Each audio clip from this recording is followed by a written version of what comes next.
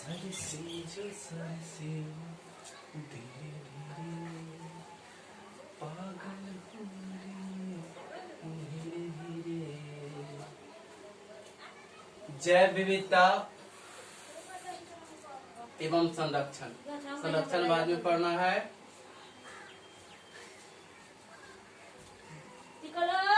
संरक्षण को इंग्लिश में कहते हैं बायोडायवर्सिटी। जैव का अर्थ होता है जीव जंतु से, और विविधता का अर्थ होता है विभिन्न प्रकार के, अर्थात जीव जंतु जो विभिन्न प्रकार के इस पृथ्वी पर पाए जाते हैं, उसी का मतलब होता है जैव विविधता की। पृथ्वी पर पाए जाने वाले विभिन्न प्रकार के जो जीव जंतु है उसी को जैव विविधता कहते हैं। जैसे कि आप पृथ्वी पर बाहर निकल के पृथ्वी पर क्या एक नजर डालेंगे तो विभिन्न प्रकार के जीव जंतु आपको दिखाई देगा। गाय, भैंस, कुत्ता, बकरी, आम का पेड़, बबूल का पेड़, नीम का पेड़, ताड़ का पेड़, खजूर का पेड़, विभिन्न प्रकार के पौधा, गेहूं का, धान का, मूंग का, दाल का, अरहर, विभिन्न प्रकार के आपको जीव जंतु देखने मिलेंगे। उसी को क्या कहते हैं जैव विविधता। कि जीवों का जो विभिन्न प्रकार है वही जैव विविधता है। इंग्लिश में से बायोडायवर्सिटी। डायवर्सिटी का अर्थ होता है विभिन्न प्रकार के, बायो का अर्थ होता है जैव विविधता। एवं संरक्षण, ये 12th क्लास का बायोलॉजी है। संरक्षण का अर्थ होता है कि बहुत सारे ऐसे जीव जंतु की जाति जो दिन प्रतिदिन विलुप्त होते जा रहा है, उसे कैसे बचाया जा सके। तकरीबन एक रिसर्च के अनुसार 500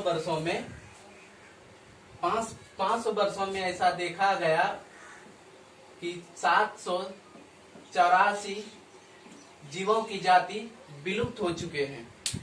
500 वर्षों में 784, तकरीबन एक साल में 1.5 प्रजाति विलुप्त हो रहे हैं।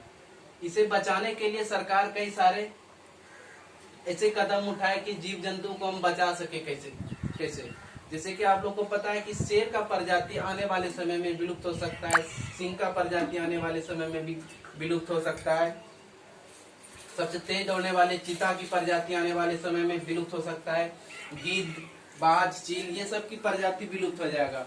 और एक भी प्रजाति अगर इस पृथ्वी पर से विलुप्त होते हैं तो किसी न किसी तरह से डायरेक्ट या इनडायरेक्ट उनका प्रभाव मनुष्य पर पड़ता है। तो इसे बचाने के लिए जो संरक्षित किया जाता है उसी को संरक्षण कहते हैं।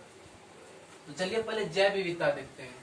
जैव विविधता पूरे पृथ्वी पर अगर देखा जाए तो सबसे अधिक जैव विविधता कहाँ है?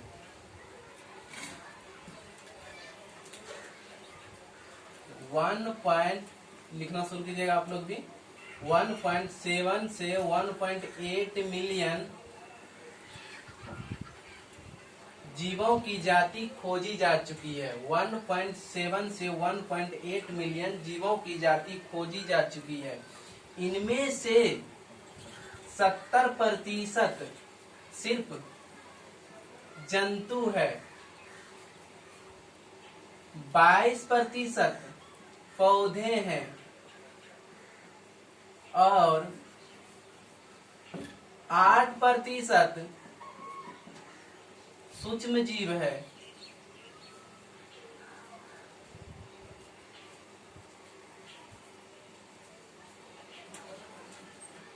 खोजी गई जाति में से 1.7 मिलियन है, जिनमें से 70% सिर्फ जंतु की प्रजाति है। जंतु के बारे में तो आप लोग जानते हैं, जिसके अंदर क्लोरोफिल नहीं पाए जाते हैं, जो अपना भोजन के लिए किसी न किसी पेड़ पौधे पे आश्रित होते हैं और एक जगह से दूसरी जगह जो जा सकते हैं। ऐसे बहुत जंतु भी आते हैं जो कि एक जगह से दूसरी जगह नहीं जा पाते हैं, वो बाद में पड़िएगा।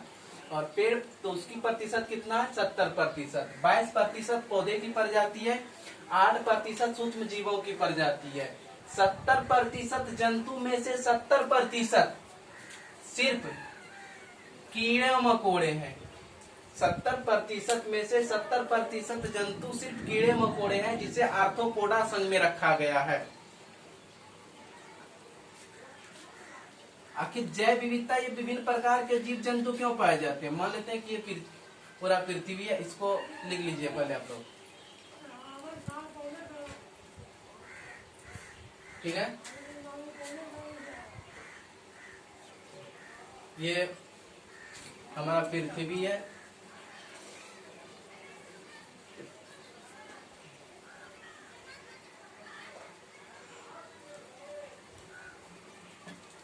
पृथ्वी पर 3 काल्पनिक रेखा खींची गई है। ऐसा नहीं कि ये कोई रेखा आपको मिल जाएगा, ऐसा माना जाता है कि इस जगह पे एक रेखा होगा, इस जगह से एक रेखा, इस जगह से एक रेखा, ये माना गया, ये रेखा कहीं है नहीं। सबसे ऊपर में जो पाए जाते हैं उसे बोलते हैं कर्क रेखा। उसके बाद बीच में जो पाया जाता है उसे विषुवत रेखा, और सबसे नीचे जो पाया जाता है उसे मकर रेखा। सूर्य जब भी जाएगा मकर रेखा से लेकर कर्क रेखा तक जाएगा। सूर्य जब भी जाएगा कर्क रेखा से लेके मकर रेखा तक जाएगा, और इस वाले क्षेत्र को बोलते हैं ध्रुवीय प्रदेश। यहाँ पर सूरज की रोशनी डायरेक्ट कभी नहीं पहुंचते हैं, और यहाँ पर सूर्य डायरेक्ट कभी नहीं आते हैं। तो यहाँ पर सालों भर ध्रुवीय प्रदेश पर बर्फ जमे रहते हैं। क्यों? क्योंकि यहाँ डायरेक्ट सूरज की रोशनी कभी भी नहीं पहुंचते हैं। लेकिन ये वाले क्षेत्र पर सूरज की रोशनी डायरेक्ट पहुंचती है। तो ये वाले क्षेत्र में विषुवत रेखा क्षेत्र में बहुत अधिक गर्मी पड़ती है। जब बहुत अधिक गर्मी पड़ते हैं तो बहुत अधिक बारिश होगा। जब बहुत अधिक बारिश होगा तो पेड़ पौधे की संख्या बहुत अधिक होगा। जब पेड़ पौधे की संख्या बहुत अधिक होगा तो ऑटोमेटिक है जीव जंतु की संख्या अधिक होगा, कीड़े मकोड़े की संख्या अधिक होगा। इसीलिए जब भी आपको देखने मिलेगा तो जैव विविधता का क्षेत्र के दृष्टि से जीव जंतु की सबसे अधिक जनसंख्या अगर आपको देखने मिलेगा तो विषुवतीय प्रदेश में जीव जंतु की संख्या अधिक होगा, ध्रुवीय प्रदेश में जीव जंतु की संख्या कम होगा। यहाँ पे इतना जीव जंतु की संख्या कम होती है, यहाँ आप हाथ से गिन सकते हैं, लेकिन यहाँ पे जीव जंतु की संख्या बहुत कम होता है। हमारा भारत भी विषुवत रेखा से थोड़ा सा ऊपर है। भारत से एक रेखा गुजरता है जिसे कर्क रेखा बोलते हैं। तकरीबन भारत से 8 राज्य को पार करते हैं कर्क रेखा।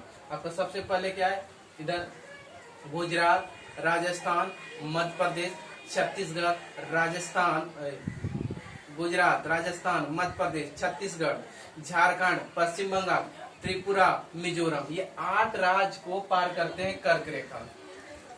तो ये वाले क्षेत्र में भी जैव विविधता बहुत अधिक पाए जाते हैं। सबसे अधिक जैव विविधता अगर देखा जाए तो अमेज़न में पाए जाते हैं। अमेज़न एक एप्स, अभी जो वहाँ पे विभिन्न प्रकार का आपको वस्तु मिल जाएंगे।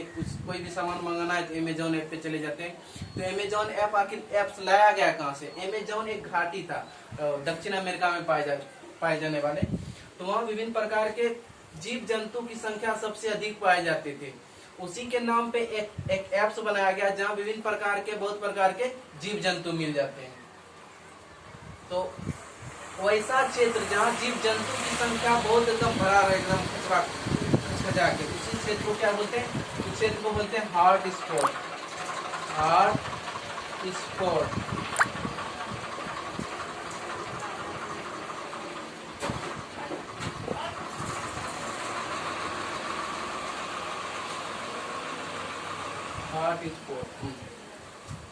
जहाँ एकदम पूरा एकदम खचखचवा के एकदम जीव जंतु की संख्या बड़ा होता है, उसी को क्या बोलते हैं? Hot spot. पूरे पृथ्वी